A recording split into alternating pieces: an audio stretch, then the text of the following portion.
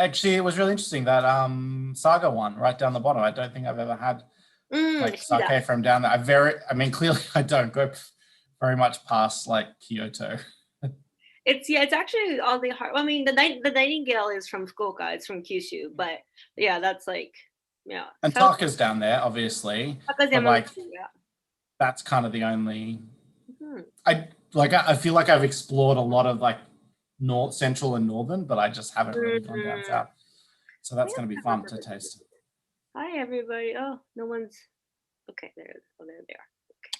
They're there. Oh, they're there. Hello, everyone. Hi, welcome. Oh, look at all these people. Hi, Restaurant Pompette. Who's from Pompette? Oh, okay, sorry, Christian. Yeah, that's who it is. Oh. That's okay. Oh my God, everyone, so many people. Hello, everyone. Hello. Welcome to this dreary Toronto day. Dreary. But that's okay. It was kind of wet, but it was warm. Got cold. It got really cold too, though.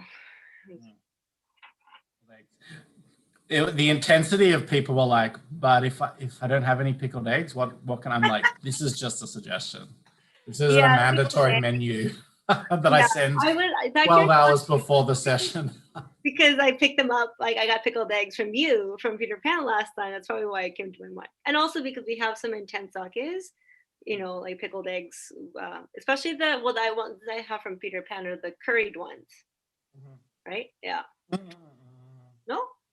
Smoked or saffron? Smoked. Yeah. They're pretty intense. Yeah. Like sourness and smokiness. It's a strange combination that you don't often see together. Yeah, I like it. It gets you all at once. Yeah, it's like smoked pickled herring or something like that. I guess it's like almost the same thing. No? Kind of hungry now. Yeah, very good thing. Hello, everyone. But if you've got any questions throughout the session, please put them in the chat.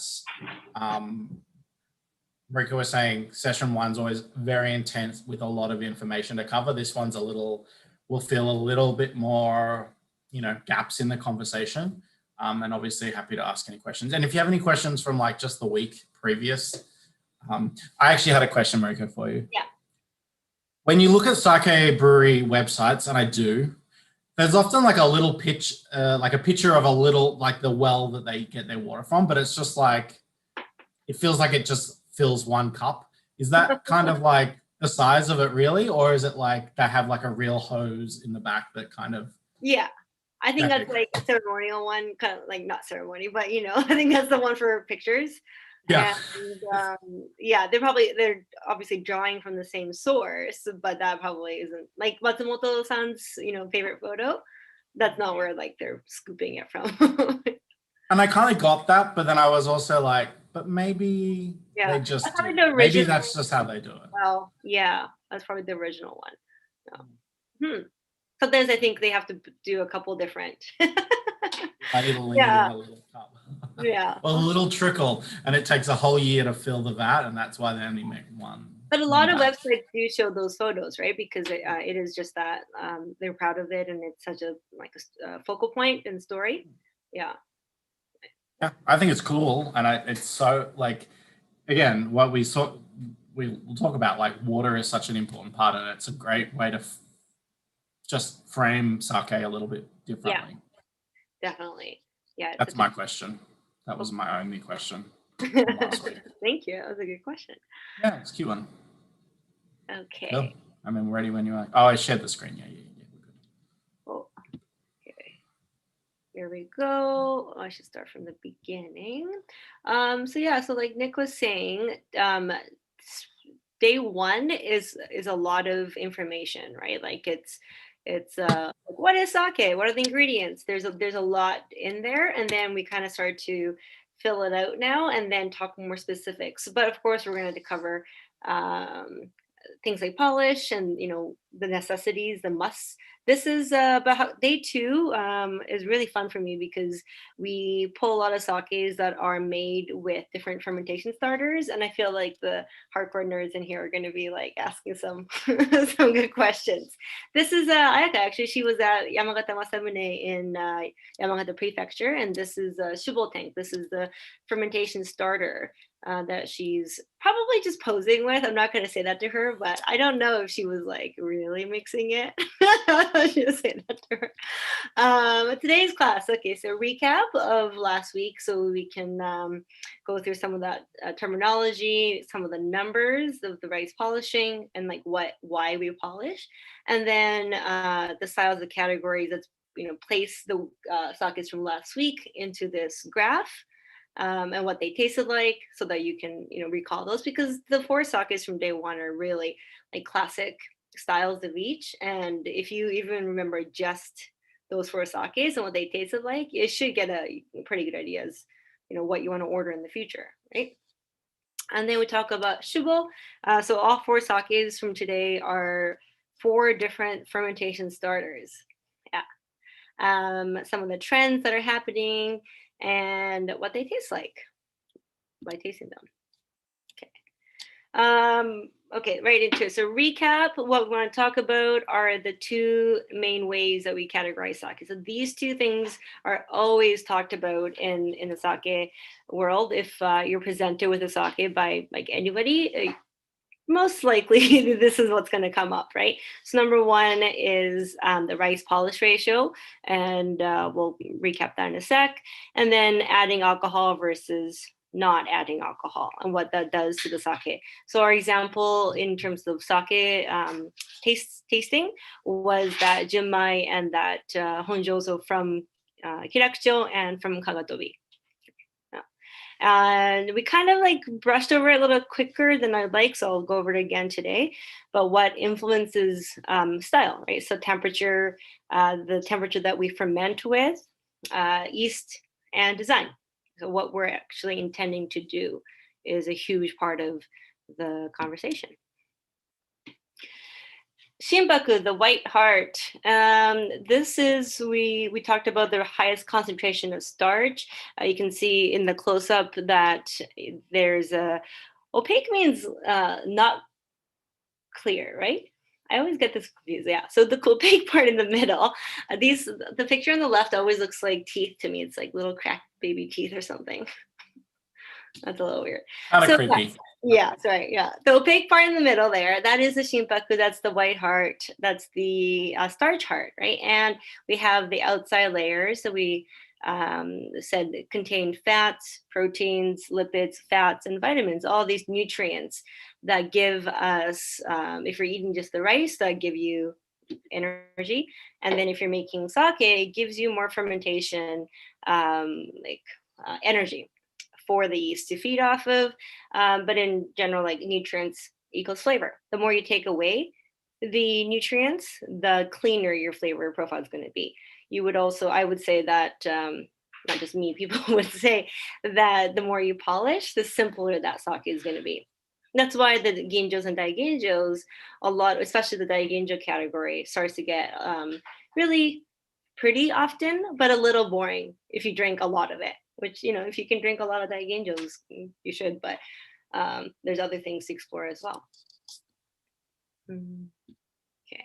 I'm sure everyone's seen some form of this picture before, but the polishing, the numbers that we talk about, the rice polishing ratio, or seimabuai, is always about what is remaining.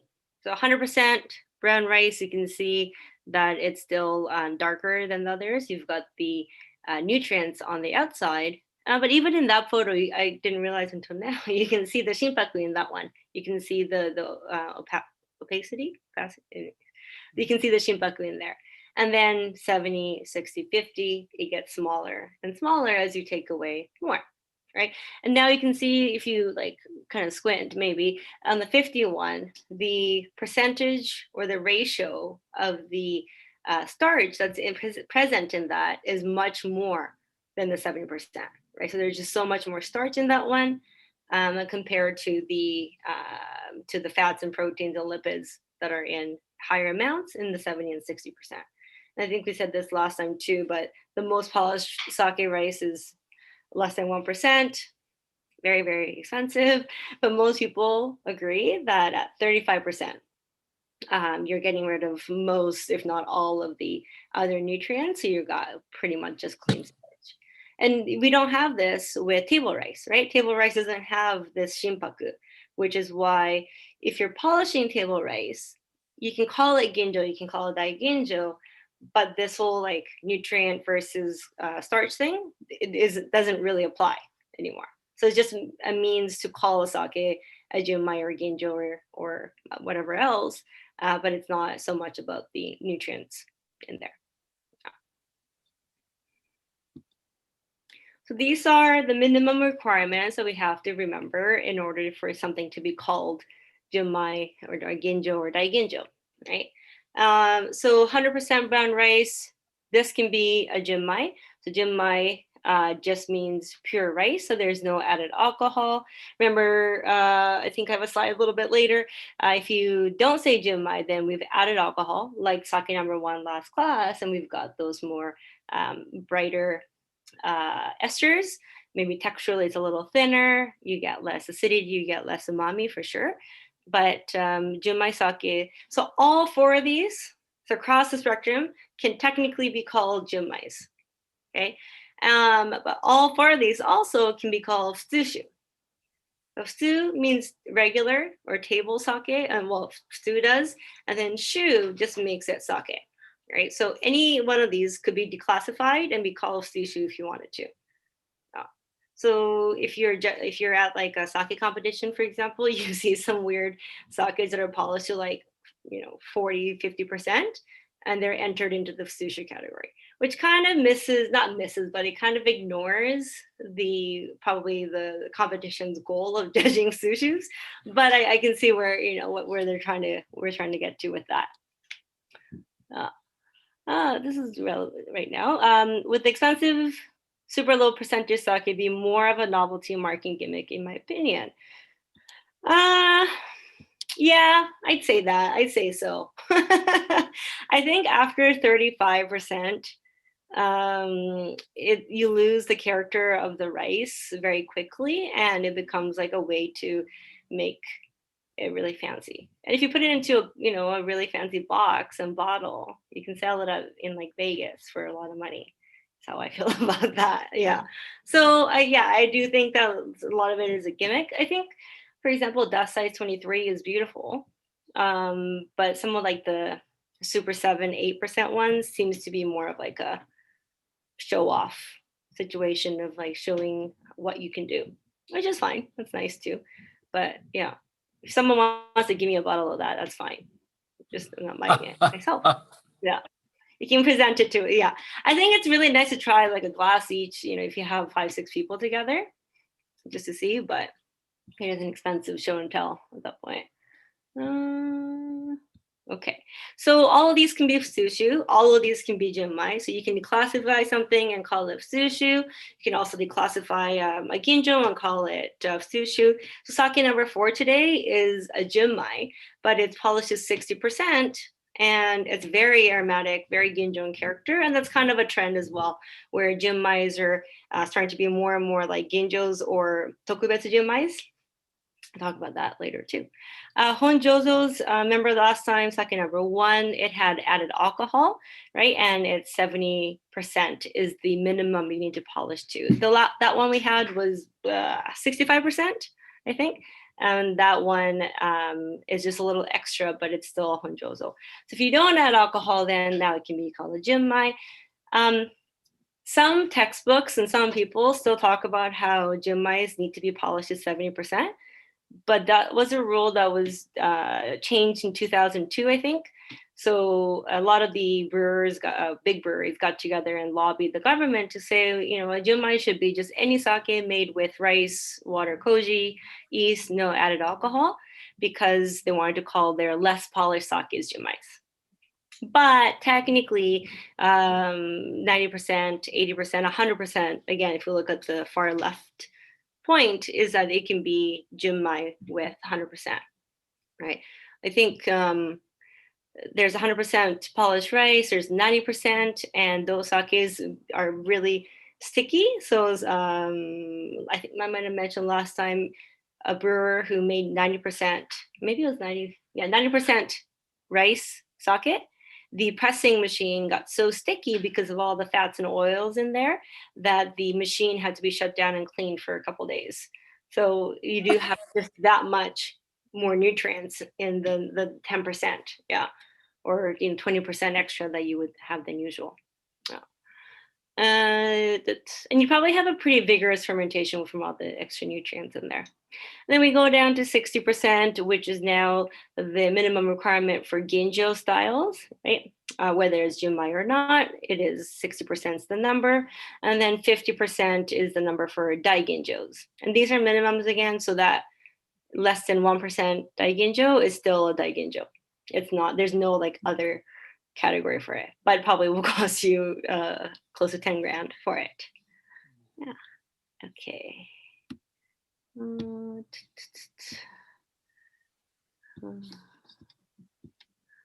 So this is where I kind of put it into a graph or into a table. There's 4 quadrants, right? And at the bottom, we have this question, adding alcohol or not. Aruten in quotes, it's Japanese people love to shorten and smash words together. It's like people's names, you know, like this very famous, oh yeah, wait. So what's a better example? Konkatsu maybe is a good one.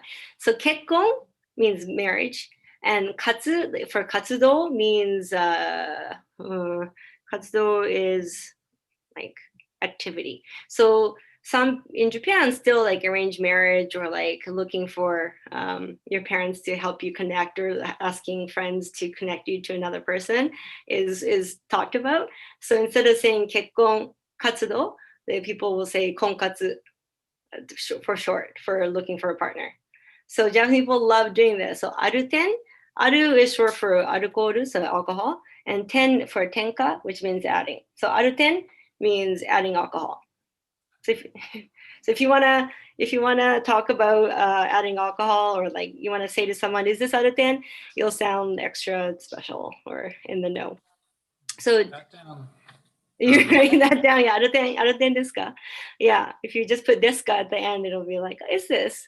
So whether we add alcohol or not is the question, right? And so of course, on the left-hand side, we have all these sakes that have the word junmai in front of it, and junmai means pure rice. So these are the sakes that don't have alcohol, and on the right we have the sakes without the word junmai. So these are the ones that do have alcohol added. And then I put in this bubbly thing. Aromatics goes up.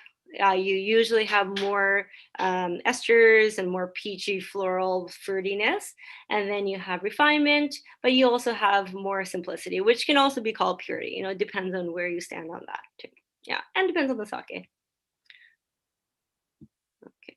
So the hand is for not adding, the check mark for adding, right? So on the left hand side, we have all the junmais. On the right, we have all the aruten sakes.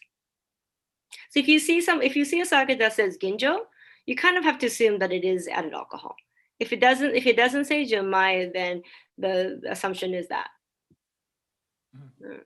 Would more nutrients possibly cause a higher alcohol content? So yeah, if you have more nutrients in your rice left over and you brew with that, is it a higher alcohol? Not necessarily, not usually. You probably have a faster fermentation and like a more vigorous fermentation, but brewers would also probably stop at the desired level.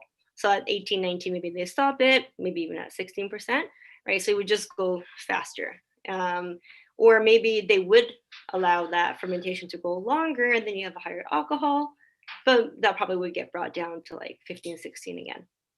So it all depends is the answer to everything in sake. It all depends what you want to do. Okay. So more polished equals less nutrients, right? We've got cleaner, cleaner, pure, more simple flavors usually. And then ginjo styles, these are the aromatic, fruity, kind of wine-like ones. These are the sakes that are polished to some degree, 60% at least. But more importantly than the 60% is the temperature control and the special ginjo yeast that are used. And we talked last time about ginjo numbers, but also next class, there's a lot of different yeast types. And we talked about yeast number 9 being a ginjo yeast, whereas yeast number 7, as a classic example, is a very not ginjo sake. So ginjo is a style. You want, if it says ginjo, it's an understanding that it's going to be fruity and aromatic. Yeah. I had down here. Okay, never mind. Okay, aromatic refinement, simplicity. Makes sense. So I put the sakes from last week into this diagram here. We started off with the kirakushi honjozo on the bottom right? So that's a honjozo. It is adding alcohol to it. And we had this like really clean, sharp, texturally very different style than the junmai, which was sake number 2 on the left. That's the kagatobi junmai. And that one was, they had some earthiness, a lot more acidity, things that you kind of lose with adding the alcohol to it, right? Without it, then honjozo on the right, you get that like creaminess on the palate, but you don't get the acidity and the sharpness or the umami that the junmai, just the rice, gives you. So you can kind of take that away by adding alcohol. And then the Demon Slayer, everyone's favorite brand name and bottle shape, is this one up here. That was our very classic junmai ginjo that had like melon notes. I think some people said that went really well with like pickles, because I think that sharpness of the sake and the aromatics goes well with the acidity and vinegar. And the zaku, the last sake we had was a junmai. So we kind of put it into the junmai-ish world, but it had this very ginjo, daiginjo-esque presence, which is why I kind of put it into the ginjo world there. Yeah. Okay, so if these 4 sakes are like the only thing you remember again, hopefully you remember more, then you should be able to kind of place things into your mind map, maybe. Okay. So now we go into the kind of like the crux of what we're talking about today. Okay. Dave, smaho, yeah. Smartphone is smaho in Japanese. Smaho. Should be full, but anyways. So what is shubo? Shubo is a really like not that it's not talked about often, but it's not it's not focus a lot maybe. So shubo, the characters, again, like last week, it's written as sake mother on the left. On the right hand side, it's another just a synonym. It means moto. So this means origin, but it's specifically for sake, right? So the left part of this character has the sake portion, which means that anything with this portion in the kanji is something related to sake. Yeah. Same way that all the different fish varieties in Japan have the fish character on the left-hand side. Anyways, so sake and origin, it is a really important part of sake brewing. Koji for sure is the most important part. It's the blueprint of the sake. It gives you a path and a roadmap into what that sake is going to be. But the shubo is the second most important thing. And it's where we make sure that we have enough yeast cells to get us through the fermentation, right? And this can have different styles. Like we're going to talk about himoto, yamahai, fast fermentation, and then all the variations within it. And they give you very distinctively different acidity, different structure, different kinds of sake, which is fun. Okay. So why do we need my favorite picture of myself? I think I've sent this to, I'm wearing the same socks today too. I think a lot of people have seen me send this out as like a profile photo, which is funny. Because everywhere you go, every brewery you go to, you have to wear those head things. I don't know what they're called. Hats? hairnets, that's what they're called. Yeah, you have to wear those, right? And going into a brewery is a very different thing than going to a winery. Wineries are just so easy and like relaxed. You like spit, maybe not so much. We're not going to wineries now, maybe not spitting post-COVID either. But you can't spit sake in a brewery, right? You'd be slapped by somebody probably. But yeah, it's just because there's very few protections in a sake brewery against foreign objects like germs and things. We have to be wearing, like, this brewery didn't make me wear foot covers, like shoe covers, but often they do all of that. Yeah, depends on the style. This is a brewery that does a lot of natural lactic fermentation and very low intervention, so makes sense. And it's an amphora. So this is where this brewery was experimenting with an amphora as well as a cedar barrel for their shoe, right? So why do we need it? We have to have enough yeast. If we don't have enough yeast, like with anything that uses yeast, we will not have a complete fermentation, right? And there are other yeasts in the air, of course, like things that we want, things that we don't want, depends on your philosophy on it. But we need the sake yeast that we're choosing to use for the fermentation for sake to overpower the others, right? So if we don't overpower, or if we don't have a higher concentration of the yeast that we want, other things are going to get in the way, and it's a pretty tough balance. What did the amphora add to the moto? So at this point, they were just starting out, so that we weren't quite sure. They weren't quite sure because it was an experimentation. But on the nose, like, you could smell this versus the wooden one, and the wooden one was really pretty, and like you can already smell the fruitiness. Whereas amphora was really closed in, because I think also the surface area was a lot less, right? So yeah, they're experimenting with it. And this is a brewery that does spontaneous fermentation as well. Yeah. And also a brewery that said the first time they did it this way, it took them like over 120 days to get the fermentation started. So I think now that they have a lot of yeast in the air, they're able to get it going much, much faster. But 120 days is a lot. Yeah. Wow. Well, you kind of hear about that with wineries too, like we didn't know if it was going to keep going. We didn't know if the mellow, and then they just waited, and then there's like a ton of residual sugar. So, oh yes, this is, I think, the same photo. So Ayaka at a brewery, you can see that the tank, I mean, she's like my height, right? And the tank comes up to her waist. So it's quite small. And again, the Shivel tank and the Shivel starters in general are just that much smaller, so that you have this insurance that it'll ferment, right? In order to make a lot of yeast population. If you water it down, or you have the whole batch in there at once, then there's a really good chance that the yeast will be overpowered. And all these yeasts on the left in this photo here, these are different varieties. So you can see K1401, K, what is it? I see 1801. So when you talk about yeast number 14, it's a really aromatic yeast, Kanazawa yeast. We had, which sake was the last week that we had? Yeah, so sake number 1 was a variant of 14 that had like changed over the years. And then what else? I think Zaku was a 14, yeast number 14 too. This is a very aromatic one. K18 is very aromatic, low acidity. Sometimes it's hard to find sakes with 18 in Canada, because they're just so, I don't know, I don't think this goes back to trends, but they're not as sought after in the export market. 01 just means that the yeast is foamless.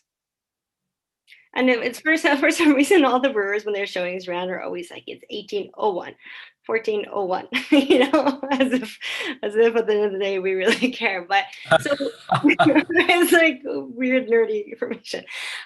So 01, for those people who care, makes yeast number 14, for example, foamless. If you have just 14, you have in the tank, you have bubbles, like you literally see the bubbles and foam coming out of the tanks, right?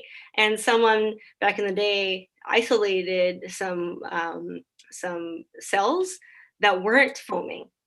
So it was a mutation. They took that and then made it into kind of the the form that we see now. So you can choose yeast number 14 or 1401. Yeah, it makes it easier. Like if your tank bubbles over, then it's a lot of work to clean and to deal with. So 01 usually makes it easier. Some people say there's absolutely no difference, and just like everything else in sake, some people say there's a difference. Some people say like the amount of acidity you get or the like actual fermentation strength is different. Yeah, depends on what you what you've experienced. So these yeasts get added to the shubo, right? So to the starter and not to the main fermentation. It only gets added once into here if you are adding yeast. There's a sake tonight, sake number 3, that has absolutely nothing added to it. And it tastes like that. Oh, maybe it's sake number 2. Anyways, yeah. That is the shubo. Okay. So shubo, again, is made in a smaller tank because we want this concentration. We want the ratios to be on our side where we don't have it watered down. We have a lot of yeast in order to make more yeast, right? It's a smaller tank. If our big tank is, let's say, 10 tons, then this is going to be like maybe a 200-liter tank in front of Ayaka there. Yeah. And of course, smaller tank means better control. This one here is enamel, it looks like, and it's covered in, I think this is probably to cool it down, but we need it to be the right speed so that we don't get it to be too fast, but we also need it to be not dead, yeah, we need to keep it going, right? The shubo room is often in a different part of the brewery because it needs to be, it's so important. It's done in a different place where other things can't come in contact. And if you're a brewery that makes sokujo, so fast fermentation, and yamahai, then definitely your yamahai is done in a different place so that your yamahai shubo doesn't interfere with your sokujo and like vice versa, right? And it's a different brewery. And sometimes, especially with the more like modern current styles of brewers, it is completely temperature controlled and looks like a lab. Like Dexter could go in there and like kill somebody and you would like wash down the walls. Yeah, very easily. Yeah. But there's also like the back to basics kind of trend going on too. Yeah, one shubo seed could become multiple batches. So this tank, this 200-liter tank could become just one, but could also become 2. Usually it's done in 2 so that you have this, then you split it, and then it goes into 2 different main fermentation tanks. I don't think with this particular place, we can also see at some places a little heater or just like what looks like an industrial lamp, a light underneath the tanks, and that just warms up the shubo enough to get it going. Oh yeah, I have a video.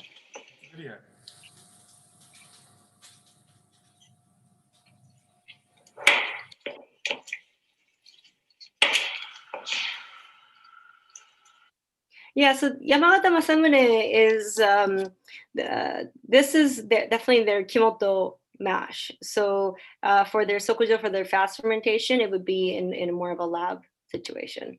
Yeah. Okay. Any questions so far? Any? Okay.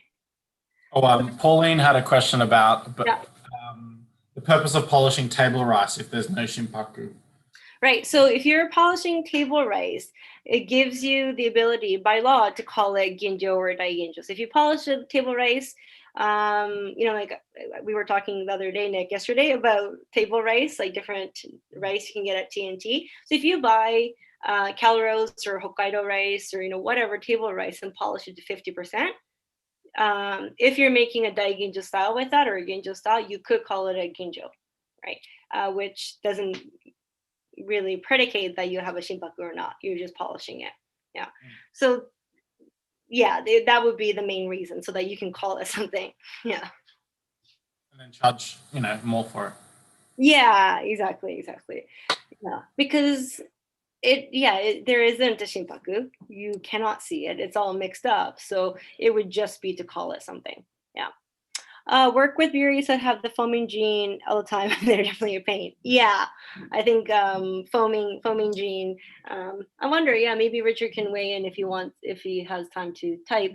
If he believes that berries that foam versus not foam, is that a thing?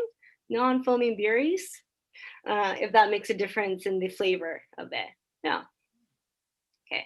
So this was my. So I'm taking a sip of water to like warm up for this part because I love talking about it so much. Okay, so the two main ways that we split up sake shubo. So the moto or the shubo, same thing. If I might use different terms sometimes, so ask me if that doesn't make any sense. But the two main ways are sokujo and kimoto. These are the two ways that we split up all the sakes that we make in the world, but particularly in Japan. So sokujo, the characters mean fast fermentation, and kimoto means raw moto, raw starter. Okay, so that should already kind of give you a hint as to what we're talking about. But sokujo is the main method. So 95%, maybe now because kimoto is a little more trendy, we've got like 90%. But sokujo is still by far the most used method out there, right? And it was perfected in the early 1900s. But this makes our sake is very clean, very reliable, which is the main thing. And yeah, just like foolproof in a sense. Not that anything is foolproof, but it makes it a lot better, a lot easier. And what they found in the early 1900s is that by adding some lactic acid, commercially created lactic acid, to your starter, you could lower the pH and you can make a clean environment. And then in that clean environment, we can add our yeast and we have a good fermentation for 2 weeks, the starter, right? This is just the starter we're talking about. This temperature is at 20 or 25 degrees, which by comparison to the kimoto is a lot warmer. So warmer temperatures means faster fermentation, gives our yeast a lot to work with. It's not too harsh of an environment, right? So this is the main form of sake starter that's used now.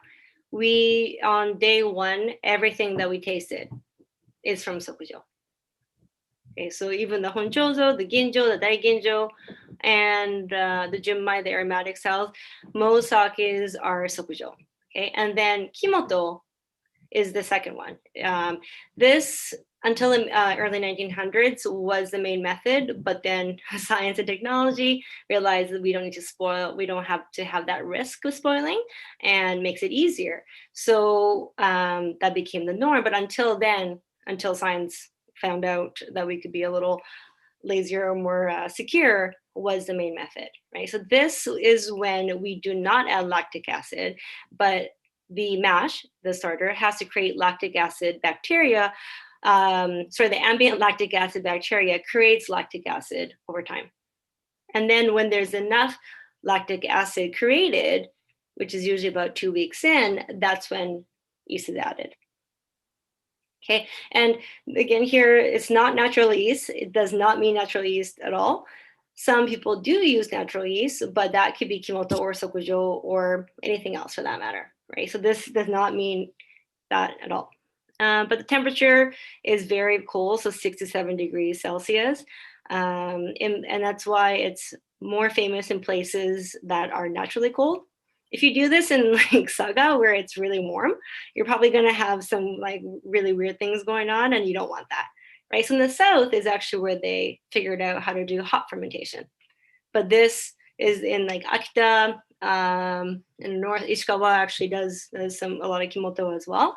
But you need cold temperatures, and you need also an environment where you have lactic acid bacteria. Jikon Onisan a few years ago started to try to make kimoto, and his brewery was too clean, right? It was like way too like wiped down in order to get lactic acid bacteria to create lactic acid.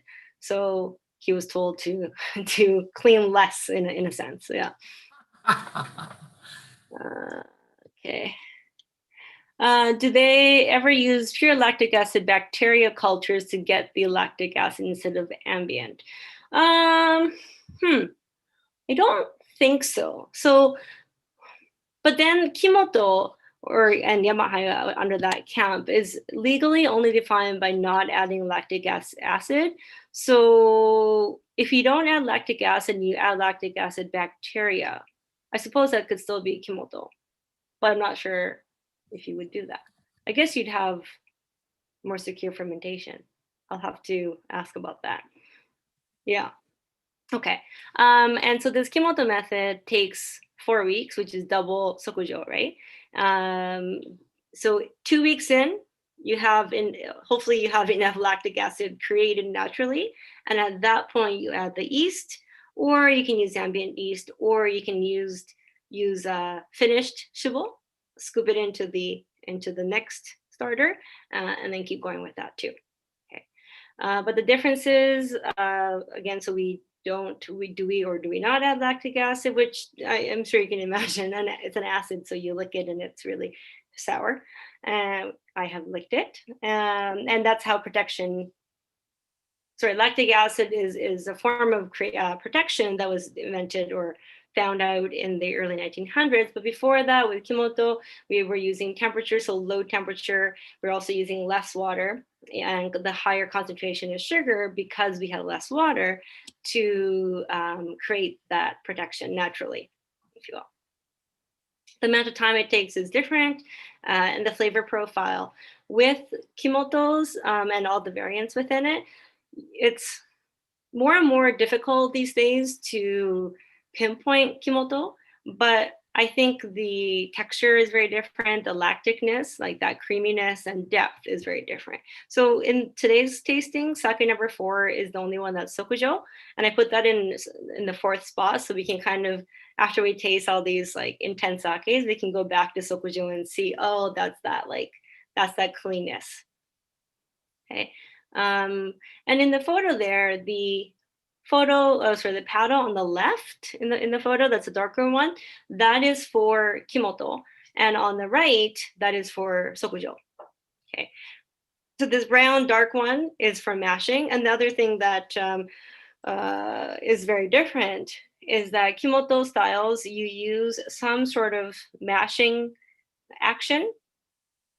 Also, but yeah, mashing action. So in this case, we're using a flat piece of wood with a pole attached to the end. Some people now, like Aramosa, are doing hand mashing, like they put the starter into plastic bags and then they mash it by hand, like they knead it, and that's what they consider mashing. But there's a physicality involved to this whole like melting situation. And this was done because back in the day, they thought that they had to physically break down the rice in order to ferment, right? And they didn't realize that just by letting it sit and creating the right environment, they don't have to do all this work. I think they can practice. So this is.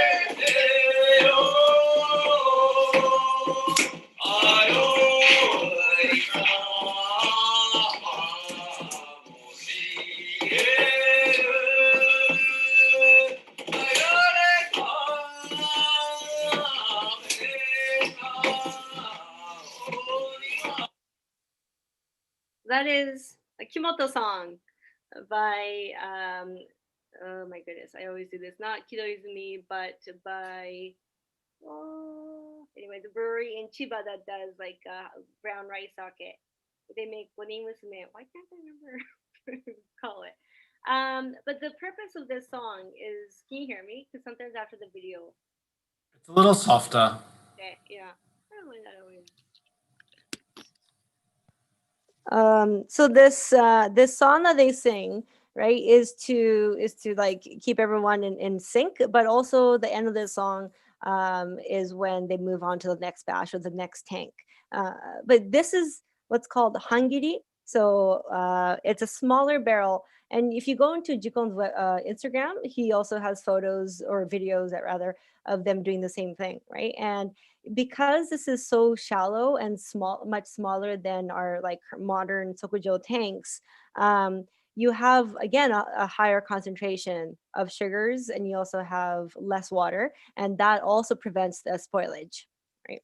So the flex here is that in the back is like Anselm Salas and Pierre from Pierre from Lemania Bernier. It was a very like weird, very cool experience, and they were very fascinated by this. So yeah, he's doing some really very cool sakes. So it keeps them on track, and yeah, it keeps them in sync. But this mashing that they're doing with the wooden paddles has been in some cases replaced by these plastic bags and hand kneading. Oh, okay. And then different variants within it, right? So within Sokujo, there are a couple different highlights. So the mid-temperature Sokujo, and there's high temperature Sokujo. And sake number, one of the sakes tonight is high temperature Yamahai as well. So there's a lot of things that brewers are now experimenting. They have so many tools, right? They can say, okay, what if I do it this method by not adding lactic acid, but I do it at this temperature, or I do this. So there's so many people that are doing different things that it can be kind of hard to keep track of. But the goal is that like you can design your sake fermentation to be a certain way, or like who we just saw, he's all about very low intervention, as like old as he can, as and natural as he can figure out, yeah, without spoiling the sakes. So mid-temperature sokujo is kind of the average, like what most people do at 25, 30 degrees. There's also low temperature sokujo, and that's the classic sokujo, and that's yeah. So mid-temperature is a little harder, but because the temperature is higher, your yeasts are going to be more active, right? Which means that you're going to get more vigorous fermentation, but sometimes that's hard because you have to control it again. High temperature sokujo, wow, I have to, like, why didn't I catch that either? So 50 to 50 degrees, apparently. Anyways, it's 50 to 55 degrees is what I meant to say. So high temperature sokujo, 50, 55 is where the yeast and the koji is really happy, right? The rate of fermentation and like movement is really high. And also because it's so high, it finishes really early. So in places that I was saying, like in the south, in Saga and like other parts of Kyushu, where it's just easier to heat something than to cool something down, especially in the past, high temperature sokujo was created. So instead of 2 weeks, now we're down to like 5 days. Someone told me that they had us a starter that was 1 day. It was like, really? Was that complete? But anyways, you can do some crazy things because also the yeast nowadays are really strong and like perfected. You can do things like that, right? But it's a length of time is different with different temperatures. But the high temperature one, you don't allow other things to enter the picture, and that's why you get less spoilage too. It's another layer of protection. Regional differences, again, where it's colder, it was always just easier to do things in the winter, whereas in the south, for example, where it's warmer, you could warm things up with heat and with blankets, but you couldn't cooling it down without electricity, especially, or without a lot of electricity, would have been harder. Okay, and then we have variations of kimoto.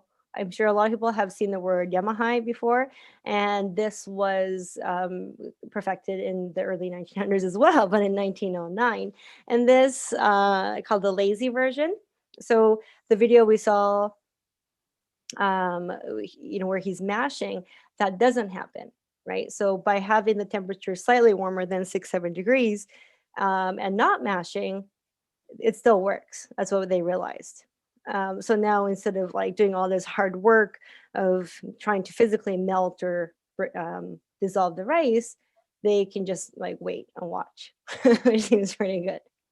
And then within that, we have high temperature Yamahai, so 50 degrees, but where we also don't add lactic acid to it. Okay. And then we even more ancient, so Mizumoto, Bodaimoto, these are precursors to Kimoto. So they would still be under the umbrella of Kimoto, which is why we keep saying Sokujo and Kimoto are the two main methods. Okay. But Mizumoto is the kanji, the characters for it, or water moto. And Bodaimoto is a very specific form of Mizumoto, where it was done in this temple in Nara, which was the old capital of Japan, and they're using water from Shodakuji Temple. So it's almost like a branded Mizumoto. So Mizumoto in this very special temple can be called Bodaimoto, right? So there's like 5 or 6 brewers, I think, in Nara now that are trying to revive Bodaimoto that do this style. There's a few Mimuro Sugi, for example, is in there. But unless you make it at that temple until really recently, you couldn't call it that. They're trying to, I think, not unregulate, but they're starting to make Mizumoto not in Shodakuji, and they're still trying to call it Bodaimoto. Okay. So yeah, precursors to Kimoto using soured water. Back in the day, Mizumoto was made with completely raw rice, so 100% of it was raw rice, but now it's only partially that it's raw rice. And then the water is, they called it soured water, which means that we have some lactic acid bacteria and things going on in the rice. So you prepare this holy water and you use some raw rice, and you can get this very ancient form of sake. So one of the sake tonight is Mizumoto, which is pretty cool. And when we were smelling it, we were saying it smells like really different. Like if you pour these sakes into a glass, you'd be able to tell right away which one is Mizumoto, Bodaimoto. They're very wild. There's like a caramelly like sweetness. I also smell always like a lot of, I guess you can't smell heat, but it kind of smells warm, like a kind of like a wet, warm, mashy rice situation is what I get. And it is very specifically from Nara, from the Muromachi period, which is very long ago, 14th to 16th century. And yeah, you're using partially raw rice. Oh yeah, you get a lot of yogurt, like milky smells. Doesn't mean that the sake finishes like that, but you get that yogurt lactic note, and because of lactic fermentation that's going on there. This picture here, I think I used this similar one last time. This is ice in these in these metal containers, and that's to lower the temperature so that our fermentation doesn't run too quickly. These ice cubes look quite good. Like if you're using it for cocktails, they wouldn't melt very quickly. Oh. Yeah. So young brewers, when they want to invest back in their brewery, they have to make choices, right? It's like, do I get a new pressing machine? Do I get an ice machine? And so, yeah, one brewer was like, we got an ice machine, and it made our life so different. But that's, like you're using ice to change the temperature inside your sake, which is, I think it's actually quite amazing that there isn't more like faulty, weird sake out there. Considering it's rice, water, koji. Yeah. And there's like, I think you mentioned too, there's so much like wood and like old, setups. Yeah. Yeah. Right? It's crazy, like low tech kind of stuff. Mm-hmm. I mean, it looks low tech from the photos. I mean, I don't know. I think it is. I think if they're excited about ice machines, like it's not super. Sometimes the washing machines, the rice washers, can be a little more high tech now, but we're still talking about like shower, like a conveyor belt with showers to wash the rice. It's not high tech. It's efficiency. Yeah, and they still use a lot of wooden equipment, as you can see, and water to clean things. But I did read in this thing that kabishu, so what is it, like faults in sake, you can taste and smell like 10 times easier than you can with wine. I've never felt like I've had a faulty sake. And I worry when I pouch all these sakes out that I'm like, yeah, I don't know what a fault in a sake is. But Taste Well, drink. you do get the same like cork that you get with wine. I feel like you would know. Yeah. Yeah, Right. I feel like I would know if something didn't taste right, but Yeah. Yeah. I worry a Um, little bit. yeah, flatness. Me too. Like I was like, is this okay? The very first WSET class I ever taught for sake was in Vancouver. And Sebastian Legoff, who's like a pretty famous som in Vancouver, he's like now the Cactus Club VP of something. He was in my class and he's like, Mariko, I think this is corked. I was like, oh, what? And it did smell quite funny and then it blew off. So, but that was my very first class. I will think about, I will You'll never forget it. Absolutely not. forget. I'm going to haunt his dreams one day. You're like, you made it hard. Yeah. This is hot temperature sokujo. So, yeah, you can have hot temperature sokujo or hot temperature yamahai, right? And so whether it's sokujo or not, or yamahai, you can have different temperatures within it. So yamahai usually is very low temperature, whereas if you Kidoizumi in Chiba does the hot mash, like the afsu you have at AFS, you have at Peter Pan, that is yamahai, but hot temperature. So the instead of the 4 weeks, it's more like 10 days. And then the what's in the blanket, this is amabuki, where the flower yeast brewery we tasted, I think, in the very first session. Not our session now, but the one before in February. But this, it's pretty low tech, huh? Mm. Blanket. Is that how it gets it hot? You just put blankets around Yeah, it and yeah, warm it yeah. up. Well, I think you can see the tubing, like you can see the hose, and that's warm Oh, water yes, yes, around yes. it as well. But that looks like a blanket at my grandmother's. Like it looks well used. It absolutely is like thrift store, kind of just like Yeah, family heirloom. I mean, yeah. if it works for a person, why wouldn't it work for, For rice? Mac. Yeah. Yeah. But you can see in the photo on the right, that's from the same place. So there's plastic that keeps it like kind of humid and like a sauna, and then you put the blanket on top. It's like going to one of those Korean spas, I feel like, where they make you sweat. It's for your health. Yeah. But this brewery, they're like the most high tech thing they do, I think, is they have like a what is it? Amazon? No, Google. What? Alexa in the cozy room that tells them if something goes up too high in temperature. So yeah, pretty low tech still. And so these methods are independent. They're separate from style, category, and intention, right? So you can, it's all design where we go, okay, well, I want this kind of sake. Now, how do I get there? And of course, there's practicality and like what is ideal for the water that you have, the environment that you have as well. Okay. And what do they taste like? So across the board, Kimotos, Yamahais, and the ancestral methods, they tend to have more acidity, more depth, and more complexity. Okay, so the really pretty bright sokujos, in comparison, usually are just that. They're like prettier, they're lighter, they're a little more less complex, I guess.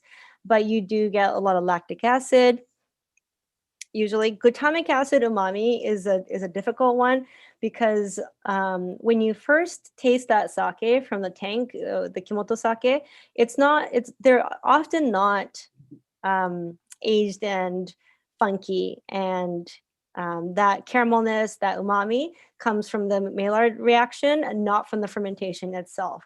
Sometimes if you have people making kimotos yamahais that are maybe they're not so used to it yet, or things have gone bad, gone awry, then they can have more umami or like oxidation in the process, but that is not a function of kimoto. So often they're bigger and like brighter and complex, but it doesn't mean that they're like saltier or funkier or wilder. Yeah. But you can imagine the people who do like, especially the ancestral method, probably prefer or not prefer, but they want that by design. So they'll like bring that out as well. Yeah. And this cup in this photo is of a sake that was freshly pressed. And yeah, this has this like natural sake color, not because it's been pressed, refined very much at all, but that's the natural state of the sake, right? That's really There's like Tengumai Yamahai is a sake that I know well, and it's aged for 2 years, and it gets to be that like caramelly soy saucy kind of character. But when it's first pressed, we actually have a sake from them that's like their Yamahai, but Nama and Genshu. It's so juicy and like not caramelly at all. So there's a lot that happens in those 2 years for them to get from freshly pressed into that aged character. Yeah, but depth, richness, body, you definitely get a more of a like just more amplified notes of everything and complexity. Yeah, I like the texture that they give, richness, and I think the acidity is really a big component, which is why sake brewers are experimenting with that. A lot of breweries that are trying to experiment right now, what they're doing is kimoto, right? And you get good versions and not so good versions, not so successful ones. But that is like the number one trend. And if you like look at any sake magazines, there's like whole spreads on kimoto and everything in between. Yeah. Wildness, yeah. I put that in there myself, but I feel like that could be from different things as well. Yeah, but definitely more intensity across the board is what I would say is yeah, consistency. They also found I didn't have to hit it with poles. Yes, Dan. Dan, who is here, he's in Edmonton, made Yamahai sake in Edmonton. Like more acidity, more complexity. I've come across a lot of home brewers, but very few, actually nobody, who home brews Yamahai at home. Hi, Dan. Yeah, yeah. So that we should taste some of these, right? Okay. Should we take a few minute break? Grab your sakes if you haven't, and we'll start. Get organized. Get your life organized. So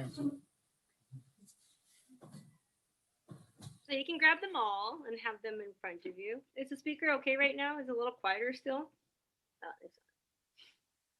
feel like no one's complaining, so.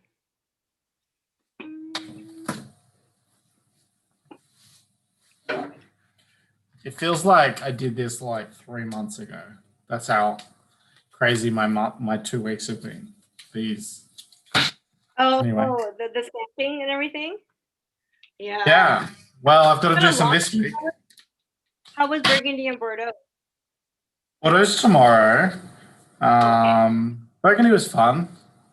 I was a little nervous, and I realized that I shouldn't be. Not nervous in that, like, I mean, the fear that you're going to give someone information about a really complex region and give them the wrong information. But I realized after the fact that, whatever, who cares? I don't think I'm going to do anything. I mean, not give them bad information, but like just acknowledge you are unsure, even you're unsure of, how to talk about Burgundy, how to teach Burgundy, and just like enjoy the wines and talk about the wines and what you enjoy about it. And I think that's really all I'm capable of. Well, that's what makes Burgundy hard to access, right? Because we're like, the maps and the places. Whereas if you're like you're saying, if you just like try them and drink them, then yeah, at least it's 2 grapes. It's only 2 grapes. Only 2 grapes. With a million different. Till we do our aligote tasting, and then we'll throw that up. Yeah, and some pastagram. We didn't have pastagram. We had the Dongerville. It was delicious. Ooh, that's nice. That's a nice one. That's fancy. Yeah. You got the Ramonet? Is it Ramonet's pastagram? Yep. Yeah. I remember that was like one of the first ones I've ever had in my life. Ramonet. Yeah, we have a lot of aligote in our portfolio. It's a. This sake one is like yeah. Not like the rest. It's so different, right? Like you can. I keep clicking. Yeah. So Hanatomoe is the first one, and you can see in your glass, I think, that it's just like a totally different color. And this is the way it's supposed to be, right?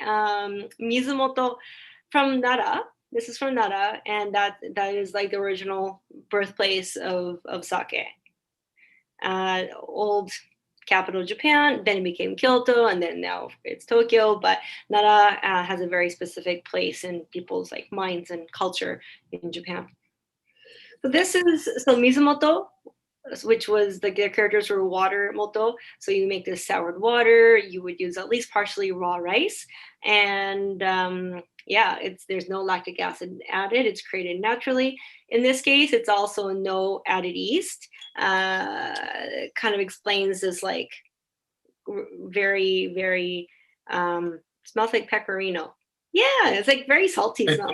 That was literally because that was literally my first Cheese. impression was like this sheep, like intense pecorino. Yeah. Like quite like aged too, right? Like not just a a little cheap thing, but aged. Wow. Okay, so junmai, this is a lot of things. So it's junmai, no added alcohol, right? Muroka, which means no charcoal filtering. It's nama, apparently, and it's genshu.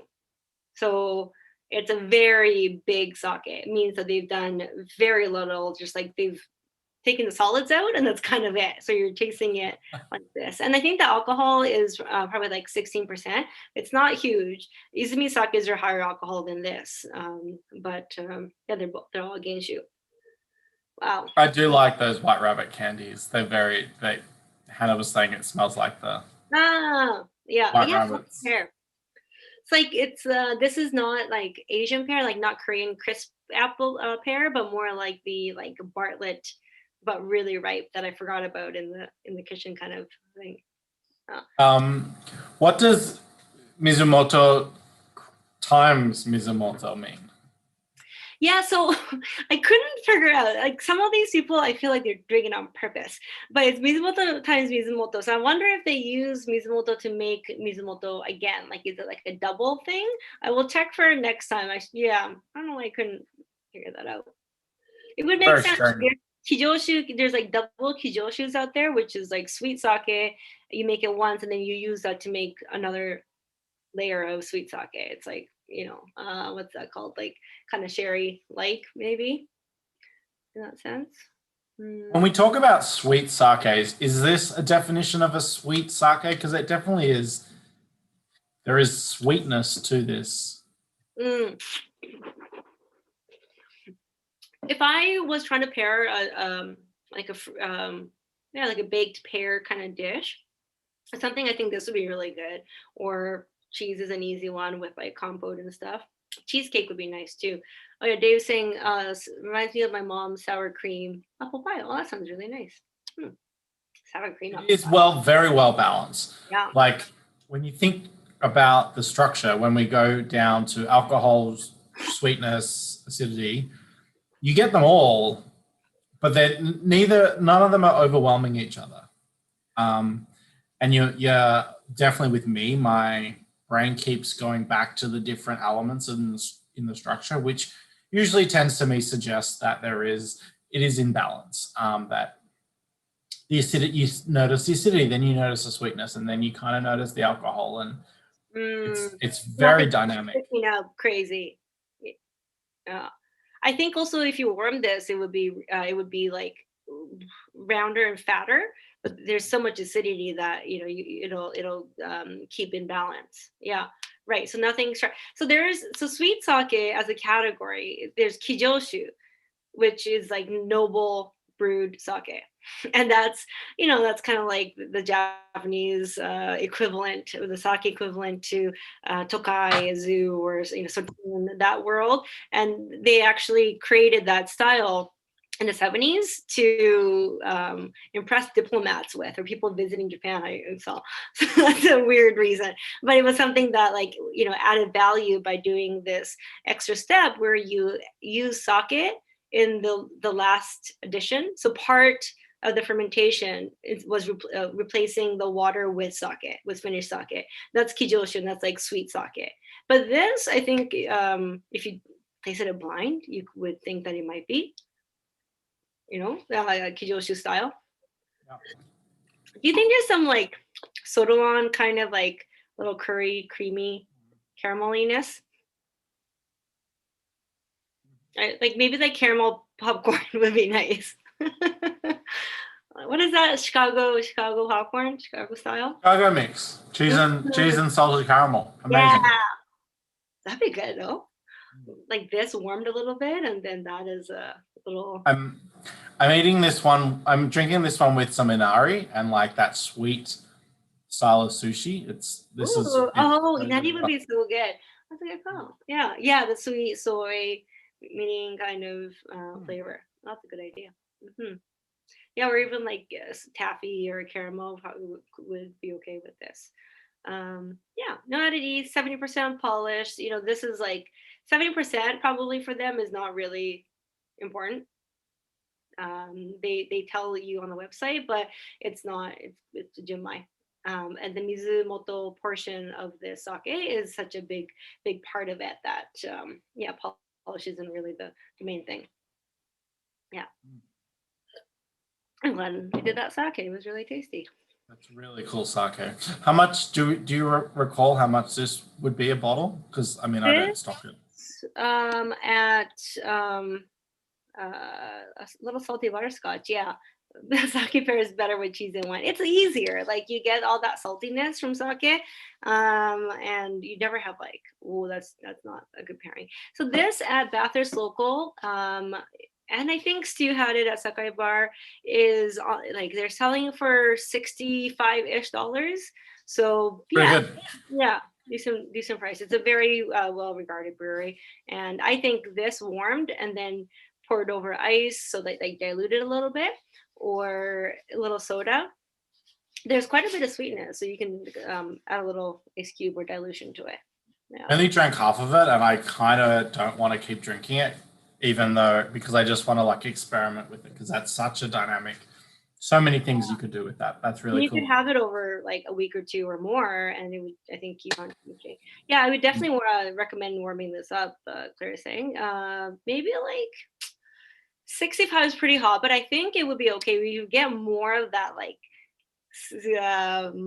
smoky, sweaty room character, and then when it cools down, it would like tighten up again, and I think that'd be really cool. Yeah. Smoked fish, maybe pickled eggs with that's smoked pickled eggs. Gouda, that's more normal. Okay, and then the second sake is emishiki, and this is from Shiga. I think you too, but I think we like a lot of Shiga sakes. We do like. When I look at my maps that I make, it's just Shiga, Ishikawa, a little bit of Kyoto, and then there's just not. It's like centered. There's this concentration of stars, and then everything else is just spread out afterwards. I was intrigued by this one. Yeah. Well, tasty too.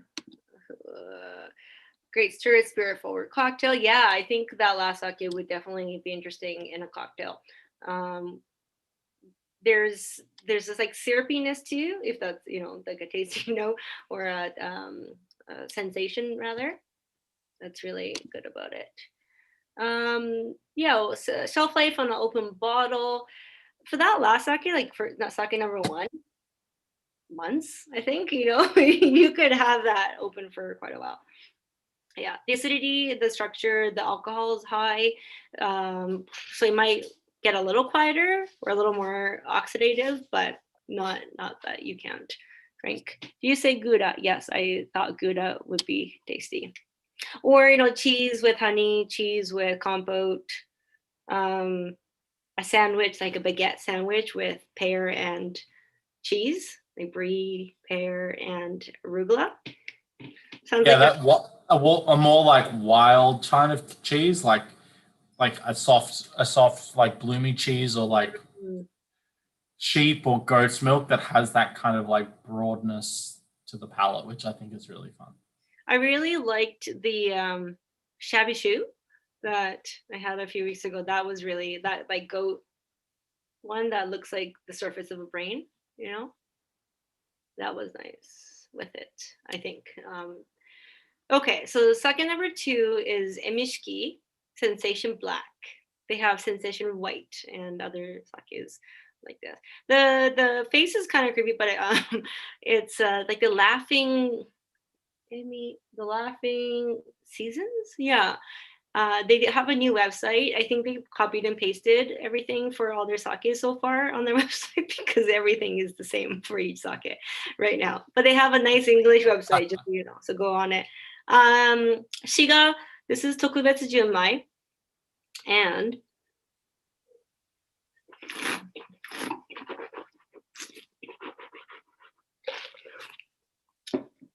so no secret, like I wrote Kimoto on this. And if we started with this, I think you would have gotten like the acidity and the sharpness. But after the first sake, the Mizumoto, this kind of tastes quiet.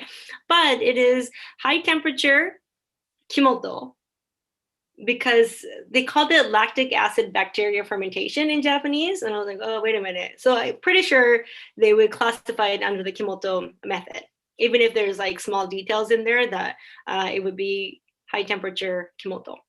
Remember, again, like Kimoto usually or originally was done at very low temperatures, but they're doing it at high temperatures. That shorter time frame gives you a better, that's where like you have a shorter window of opportunity for like spoilage and other things to happen. Now that's why they're doing it, right? So instead of the 4 weeks, again, you get maybe about 10 days halfway. It's a pretty big difference, but no lactic acid is added, but the lactic acid bacteria is creating this environment over time. This is yeast number 7. Again, Kimoto, none of this means that it's wild yeast. It is added yeast, yeast number 7. It could have been, they could have done like ambient yeast, but in this case, they're adding yeast number 7, and it's 50% polish. You kind of get that yeast number 7-ness to it. Yeah, that's really true. Actually, it's because if you use like 9, 14-ish, it would be like bigger and juicier, but also you wouldn't get this amount of acidity. I think. Yeah, you get more of the rice to come through. And funny, they like call it Tokubetsu Junmai, but it's 50% polish. And this is another thing too, another trend, right? Where they're like, we're going to call it Sensation Black, but it's not Junmai Daigenjo Kimoto. Right? That would give us like a very literal kind of translation of what they're doing, but they're like, no, this is more of our like the spirit of what we're doing. And this is, I think, a little more. I think at the shops it's closer to 70 plus around there. But another one that I would try a little warmed as well. Yeah. This doesn't, like, at 50% polish, it doesn't kind of like, doesn't speak to me as a daiginjo. It does have that broadness and that kind of cereal, like, riciness of a junmai. So yeah, that's an interesting, I wouldn't have, if you had quizzed me to say what polish this was, I don't think I would have said 50%. Yeah, that's true. It's I wonder. I think it just said Shiga rice. It didn't say specifically which rice. It could be table rice, maybe. I don't know. The melon kind of notes are there, but definitely not daiginjo. So how does the yeast change from 1 to 18? It changes a lot. Yeah. So as the numbers, I think Nick copied and pasted this website last week where it gives you 24 yeast numbers, right? So the yeast number 1 being the very first yeast that the Brewer Society isolated back in the day in a lab and proliferated or like created more of it. And then yeast number 2, 3, 4, 5 aren't really commercially readily available. 6 is the oldest one that's more, just more available. And number 6 is Aramasa. It was found at Aramasa Brewery in Akita. Number 1 is Sakura Masamune, I think, in Hyogo Prefecture. So that's the very first yeast. And then we have 7 from Masumi is a Jinmai yeast. Number 9 being a Ginjo yeast from Hiroshima area. And then we have like 14 Kanazawa. In general, like next week we talk more about yeast and different places where they're from. But in general, as the numbers get higher, first of all, they're more current, right? Like 18 was isolated more recently than 14 or 10 or 9. And the higher numbered yeasts, at least in this system, the higher number yeasts are going to be more about aromatics and all the esters that you get, and less about the fermentation strength. The power to actually ferment is higher, is like better and stronger at the lower numbers. So these number 1, 7, 9, these are like strong fermenters. Whereas 14, 18, you get less fermentation power, but what you lose for that, you make up in aromatics. Yeah.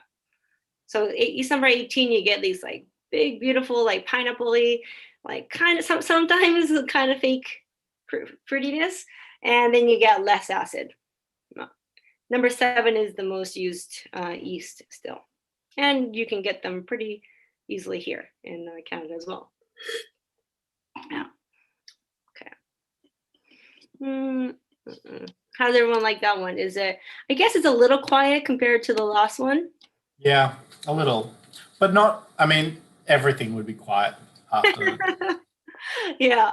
Yeah, it's very tasty. It's very good. A good amount of ginjo-ka. Yeah, ginjo-ka. Ka means aromatics or smell. So we do get that like melon, banana, apple, pineapple, what else? Licorice, those kinds of notes in this one as well. So yeah, special junmai. So tokubetsu junmai, right? Special junmai is another category of sake, but it's not legally specific. So tokubetsu, the word just means special, right? Special junmai. And these are sakes that are polished a little more than normal junmais are, or they're using a different process, different rice. A lot of the times, like majority of the times, it's about extra polish. But in this case, it's kind of like Van de France. It's like a declassified way of using a junmai. So a lot of junmais being kind of around 70% polish. If it's 65, if it's 50, it could be called tokubetsu junmai. But it's also depends on if the brewery has a junmai, like a signature junmai already, and a ginjo already. They might call something that's in the middle a tokubetsu junmai. Yeah, a lot of good value in the tokubetsu junmai world. And they don't have to be anything. Like you don't have to be ginjo, you know. So it's that like middle child who's free to like do what they want. Okay. The next sake is the Kurobi Dodo Yamahai Junmai. So Kurobi, this is from Ishikawa Prefecture, and it is the same brewery as Kagatobi, which was sake number 2 last week from Ishikawa Prefecture. Yeah, that when I was doing my map, that confused me for a very long time. What, It was Kurobi? like that they were the same brewery. Like putting the arrows and the Kagatobi. I was like, wait, every website looks very familiar. Like the website looked very familiar. It took me much longer than it should have to realize that it was the same. I felt a little sheepish, but it's fine. Well, you know that everything I'm going to pick is pretty much Shigawa or Ishikawa now, so no. Too. Might as well Maybe that's why I love it so much. It's just that's all you pull for me. Yeah. Oh, this smells so wonderful. Yeah, acidity and structure and complexity with those regions that I do. It's very umi. I'm like, smells like ueboshi. Yeah. This one smells like katsuobushi to me, like bonito flakes do. But that ueboshi like makes your mouth water feeling. Yeah. No. Okay, so Kurobi means black belt, and this is the Kurobi lineup from Fukumitsuya. And they have 3 sakes in this lineup, the Dodo, Hyo and something else. But the Kurobi lineup, they're all aged, and this one is aged for 2 years. Okay. So Yamahai is the base, but the other half is a Genjo, actually. That's pretty. They make a Yamahai, they age it, and they blend with a Genjo sake as well.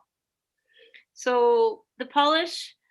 So I don't know why they say polish is 65, because I think you can only declare it to be. You should declare it to be 60. Do they just take like an average? 150. Yeah, I don't know. An So average would be 55. Yeah. Oh yeah, exactly. Thank you. So if you blend anything, you can only say the least polished. Oh, that's what I was thinking of saying a few slides back, way back. So if someone says to you, this is very lightly polished, right? Then you have to assume that it's only a little bit is taken away. And then if you hear a low polish, a low rice polish, that means that the number itself is very low. So we were thinking like 30%. But this, in this context, so the 60% rice polish junmai and the 50% rice polish junmai genjo, you can only declare the highest number out of these two. So you would only say 60. But I guess saying 65, it still follows the rules. Would you say that mushroom quality comes from the age? Yeah. Definitely. So with this sake too, when it's first pressed, you would get more brightness, more juiciness, because it's also nama, and then the pressing, the pasteurization, and then the aging. But yeah, this like salty salinity. And I've always liked this kind of finesse on this sake because of the amount of ginjo in here. It like isn't like the Tenguma Yamahai is from the same prefecture, but it's just like more what's the word, rustic, I guess. Whereas this has a little layer of prettiness, I think, from the ginjo itself. Yeah, one of the first Yamahai sakes I ever tasted, like 15 years ago. And it's this with blue cheese is really nice. Oh, yeah. Yeah.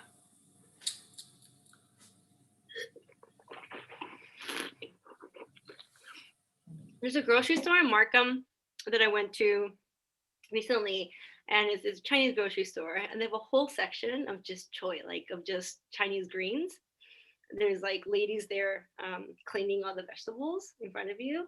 It's amazing. And then there's the meat section, and they have these organic free range chickens that are super yellow. They like, you know how breasted chicken is not necessarily yellow, but they have that fat. It's almost like that. So I think like that sort of chicken, like a soy raised chicken with this would be really delicious. There's a few chefs on this, so I think someone should volunteer to make it. Yeah. Right? For all of us. It's only 40. We'll do it. Yay. Yeah. But the katsuo too, so I had mat sushi over the weekend from Sakai Bar, and like katsuo, bonito, or like any of the they're called bluefish, so all the silver skin ones with this kind of sake is delicious. It's facing the Sea of Japan side, this brewery, and they get just so much great seafood and things like crab, and maybe even like Quebec snow crab with this would be really nice. Yeah. And the roe in it, like the crab roe. Yeah, I just talk about food. And shiitake, yes, that would be a more normal thing to do. Like morel. If you don't follow Mariko on Instagram, you should, because it is just a food Instagram. Mm-hmm. It's just everything she eats, and it makes you feel very sheepish when you're like, I don't know. I don't know what I would ever make, but like everything you have feels so fancy, and I'm like, yeah, well, probably not really. It just feels effortless to you, like you just like have these things, and I'm like, I think I've always just I don't even understand. Yeah. Wow. Krista and I both absolutely have had conversations about your Instagram stories, and they're good inspiration. Yeah, so hopefully. I am not just, I'm inspired by it. It's very interesting. I eat my fair share of packaged snacks, though. Yeah, me too. I had literally 2 packets of like Filipino chips today. Ooh, what are Filipino chips like? Like what kind of flavor? Really oily, like more oily than I would probably want, but I had left them open for a day and it kind of just like dried out a little. It was delicious. But like Oh, burger flavored crinkle crisp that I got from Nations. Nations, we always make a point when we go to Nations is to get some yeah. weird snack, either sweet or savory. They have a lot of cool things. Yeah. Sweet and savory, yeah. I got these. I made yeah. Oh yeah, regarding a sake, just an example of koshu. Yeah. My squid snack. Oh yeah. I saw that on Nations too. Or like Angry spicy. It's angry spicy. So I'm actually very excited to taste these. These are Thai, but still kind of fun. I saw some like dried or like maybe fried crisped little fish with like peanuts too. I think they were No, I've got them as well.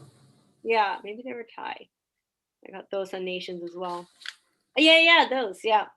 I think this with the sake would be quite good. Let's find out. Yeah. I'm gonna chomp on a baby fish. Oh, this is as scary as I thought it was going to be. Are they actually baby or are they supposed to be that size? Just making myself feel better. Don't know. Doesn't really say. Yellow striped trevally. Roasted and sea. Okay, this is not what I wanted this session to be of me eating something for the first time. So this is there's some YouTube channels like this. Yeah, reaction. This is a reaction video. Yeah, absolutely. Oh, but back to like the other foods, you can do like mushroom pasta or like cream of mushroom. Morel season. I think Christian Pumpet was talking about morels next week. Yeah, how's that? Very chewy. Yeah, it's like the jerky, fish jerky. Mild flavor, very delicious. The texture is great. The sesame is sorry. You could take a lighter and warm it. I've seen that in bars in Japan. Okay. Yeah, yeah, and it gets kind of softer. But I think those. Not mad at it. I thought it was going to be more slimy. Is not the right word. More moist than it was, and I think the dry texture was kind of like keeping me sane. Mushroom rice. If you put in your rice cooker some mushroom dashi and mushrooms, even like button mushrooms, that would be a lot of umami with this. That's a good idea. Yeah. I have lots of mushrooms. Again, go to Nations. If you haven't been to Nations, this is a hot tip for anyone in Toronto. Go to Nations. Buy lots of cool mushrooms, snacks. There's so much there. Fish, every frozen fish you could possibly imagine. Yeah, there's a lot. And like Filipino sausages I saw that I was like, oh, I can get that next time. Once you go to Nations, you realize that a Western supermarket is so bland and just so boring. Oh, I haven't been to Loblaws in quite a while. Yeah. If Nations wants to sponsor Hakko Gakko next time, we're all ears. They have a little cutthroat vibe to it that I don't think they're handing out money. I'm just putting it out. Yeah, they do. Yeah, I like all the kids' play areas where they're like making sure that you keep your children there. Oh, this is so we spent over $50 at Nations yesterday, and this is what you got as a free gift. So. Oh, you got a gift.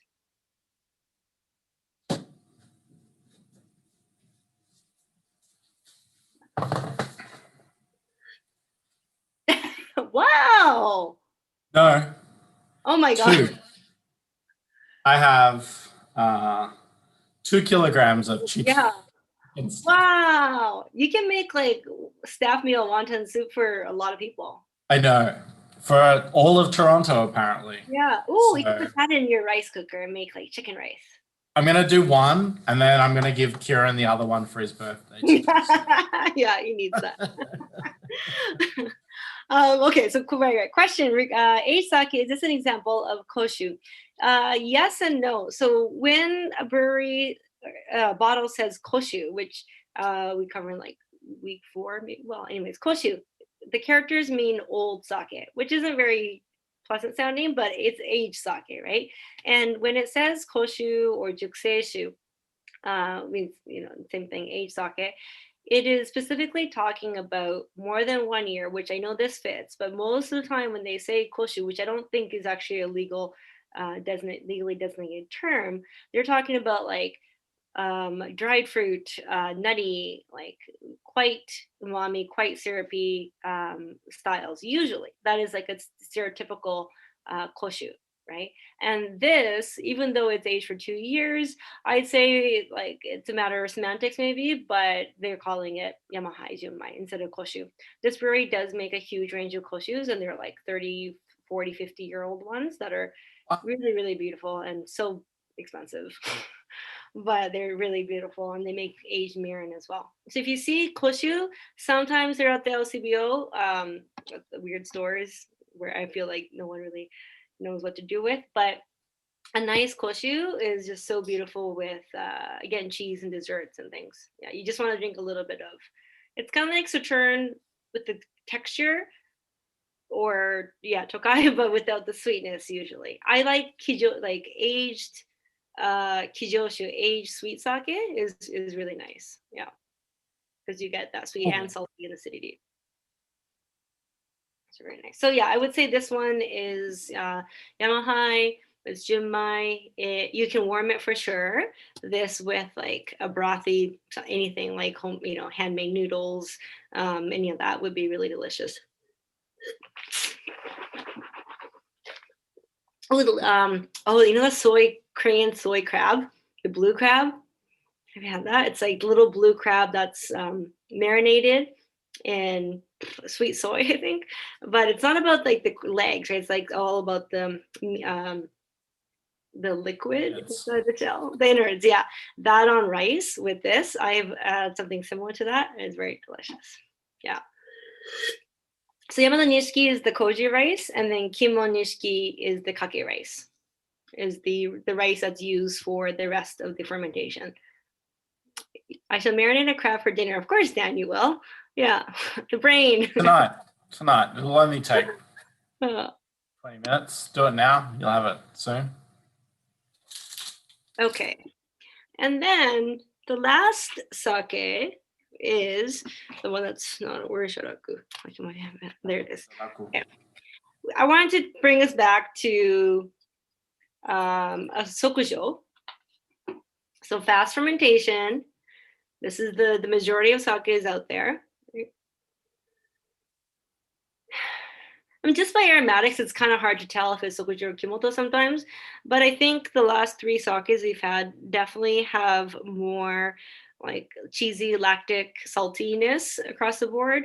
Even the emishiki, that was probably the least of the second sake we had tonight, still has just like a warmer feel, like a more cheesy, more lactic. And this is now into like melon, pear, apple, like those. That's delicious. Whereabouts is this from again? Oh, Fukushima. Yeah, so delicious. It's so there's a lot of acidity. There's more than I thought, even after the last 3. But it's like sharp and then it goes away. The other 3 have a longer finish, like they just kind of carry through a little more. This is just like, okay, that's delicious, and it's it's really clean.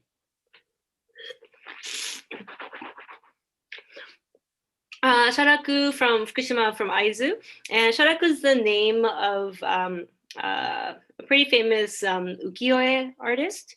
What is that, like Japanese block print artist? But apparently it was like it was not an alter ego, but they don't really know his true name or his real age. So he could have been someone. A nom de plume. Oh, that's what it is. A nom de plume, another name. Yeah, so there's a lot of works by Sharaku. It's a lot of kabuki actors, but he could have been someone else, another famous artist who did this. So it's kind of very it's got a little bit of like an Art Deco vibe to his work, I think, as well. Yume no Kaori, so the scent of the dream is the name of the rice that they use. It's a junmai, 60% polish. It's like a humble junmai, but it keeps winning awards and like blind competitions, and it's served a lot on like the first class seats on Japanese airlines. The embassy in Canada, in Ottawa, the Japanese embassy bought this sake and sent it out to Justin Trudeau. So Justin Did Trudeau. you drink it? I don't know. I hope he did, because he should have. I'm telling people that he did. So it's a fancy one. The embassy people were like, yeah, we sent it to Trudeau's office. You know, Justin Trudeau. Like, yeah, I know who Justin Trudeau is. And then to like, what's his name? The former defense minister. Anyway, so yeah, quite a few fancy people got it. I hope they drank it, or at least gave it away, like regifted it, because it's a tasty sake. Yeah, so this is a junmai, right? But I would say it's closer to a tokubetsu junmai. They have like junmai ginjo, they have a junmai daiginjo, but this like pretty tree fruit, like even almost like grapiness, is still a junmai. Like some people say, well, junmai is supposed to be like earthy and rich and high acid and not so showy, but that's just like old way of categorizing sake, right? So this is very much a junmai sake, and a lot of people in Japan, a lot of breweries are going in this direction, because why not? There's other people who don't, and there's people who do. I wouldn't get too stuck on what that category is. Okay.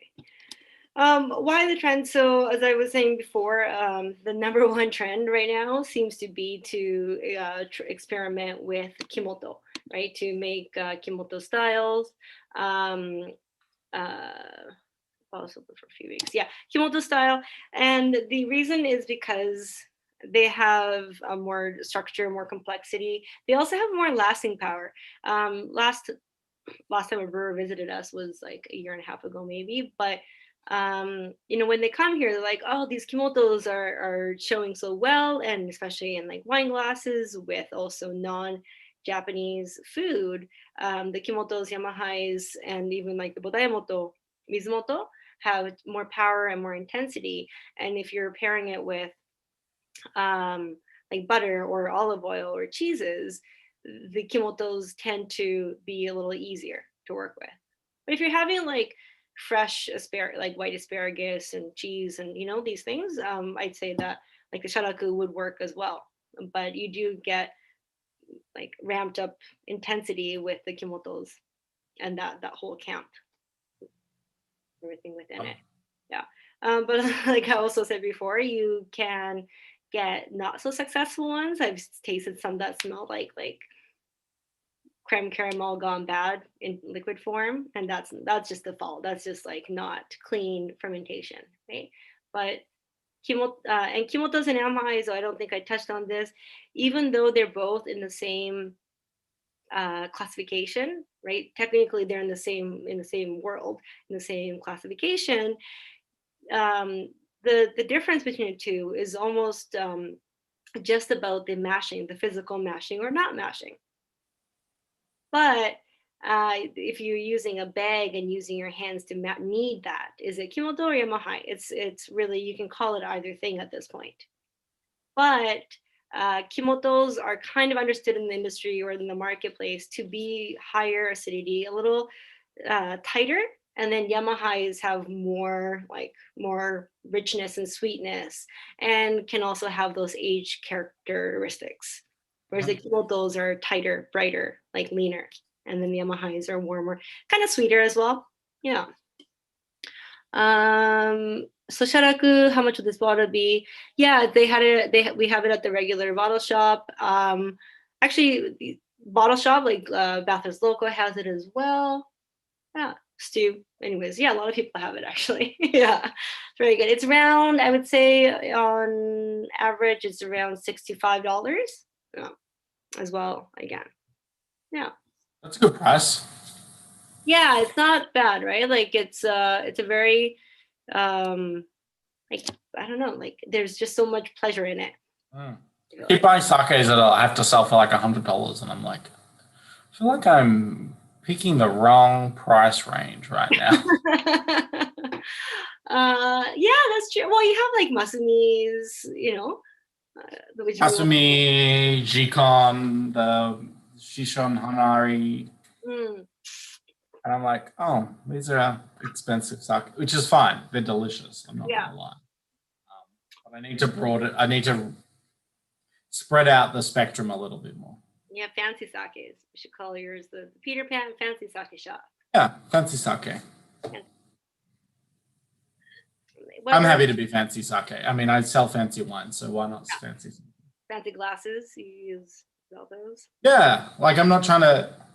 If you want to buy sake, you go to Sakai Bar, you go to regular, you go to Bathurst local. If you want fancy sake, you come to me. Exactly. That was great. What was your favorite Mariko of tonight? Mizumoto. Yeah, the Mizumoto was really good. It was really like caramely and so much going on. That Shiraku is pretty great though. Yeah. Shiraku is very tasty. Like they're all delicious. They're all delicious. Maybe it's very like passe, but like carpaccio with like some sort of fruit dressing kind of thing would be nice. Passe, yeah. Yeah, thank you. No, I'm kidding. But I made miso butter over the weekend. That's a great idea. Yeah, so pancakes. Yeah. Ooh, syrup. Good idea. Oof. No, but I added like dark miso and lighter miso and sugar. I should have used powdered sugar, and then put it on pineapple buns. The Chinese pineapple bun. Yeah, and it was really good. Like you toast the bun, open it, and put the butter inside. It was very good. That I think with sake number 1, the Mizumoto. That salty, caramelly. What was everyone's favorite in the chat? Say something. I mean, give us some feedback. Yeah, anyone? Shiraku. 1. Sake number 1. Yeah. Shiraku is pretty great. Yeah. I like how people like the 1 and 4 are just so different, and that kind of so different. 3, but I'm basic. I don't think 3 is basic. Like 3 is Yamaha, and it's really not basic at all. Yeah. Age Yamaha. Yeah, that's probably the least basic. No, it's like, oh, that's nice. Yeah. I think with chocolates too, like caramel, dessert pairings are hard, but this would be a good contender. Yeah, because the sweetness is quite pure. Like it's not a fruit sweetness that you get from a wine. So like it's a more pure sugar. So you're not getting like I said, fruit sugars, like sucroses and fructoses. Yeah. And so things like chocolate, which fruit and chocolate, sweet wine and chocolate don't necessarily go really well together. But with sake, it would, because it kind of interacts in a very different way. That's a really interesting. Yeah, I would really like to dessert pairings are just so difficult, but I want to actually try it with a lot of these, especially warm. A dessert restaurant in this city. I want to go to one. Just like that just serves desserts and cool wines. There was a place in Vancouver that closed before the pandemic, but it was called Mosquito. I still don't know why it was called Mosquito, but it was like a beautiful room, and they served dessert, like really pretty pastries, and a lot of champagne. There, it was a little too singular. Bloodsuckers. Yeah, is that what it is? Bloodsucker. Yeah, but some desserts, feel like maybe we can ask like Martine or someone to make. I'm just vaunting her right here. Yeah, fair. Why not? Yeah. Yeah. Amazing. I'm sure she'd love to. This is great. Thanks, Mariko. Thanks, Nick. Next week is a combination of regionality and I guess terroir could be the word. Yeah, and different yeasts and how both of those like all of those subjects kind of mingle. So we have some yeast number 7, yeast number 9 sake, and a wine yeast sake. Aramasta, yeast number 6. I have a bottle in my fridge that I've been aging for a few years, and I think that's the last of it that I have. Yeah. That rice magazine that I have, that's all they talk about is Seriously? Aramasa. Oh, How it's like the craziest, coolest sake, and I just want to drink them all. oh, Never had it. he's funny. I was talking to someone in Japan and in the business, and she's like, "Oh, Tomita-san from Shihonyari got married, and we didn't know. We just found that out. So now the most eligible bachelor is Aramasa because he got divorced a little while ago. Like, okay, he's single. Okay, is there a map for tonight's session? Oh yes, Nick. Map. I'll just email everyone right now. Yeah. I should have put it. So yeah, the map's nice because again you can put it into context as we were talking about and see that everything I for is from Ishikawa and Shiga, sorry. It's your tight region. Yeah. I never really thought that it was your fault that I just focus on all these prefectures styles. Sponsor us. Noto Toji. Just be like, oh, it's good. Well, thanks everybody. Hope you had a good time. Next week, I have to think about some food pairings. Maybe what did I say this time? Pickled eggs. What else did I put in that? Sweet potato chips and just pickles in general. Yeah, sweet potato chips because like sake number 1 with sweet potato chips would be so tasty. That sweetness, probably also because I had them recently. I thought of it. Thank you, everybody. Have a good night. Have a good night. Thanks, everyone. We'll see you all next week. If you have any questions over the week, just DM Mariko. Okay, yeah. I'll try to. Also, go to Regular and check out their new sake fridge, which is kind of fun. Also, sakes will be ready to pick up at your designated location on Friday. I'll send out the other sakes in the mail on Thursday or Wednesday, maybe. It depends on what day I get around to it. And then we'll talk sake next Monday. Super fun. Yeah, I mean, Sean's got a lot on his plate right now. Go to Ottawa. Yeah. Dave, you can help. Yeah,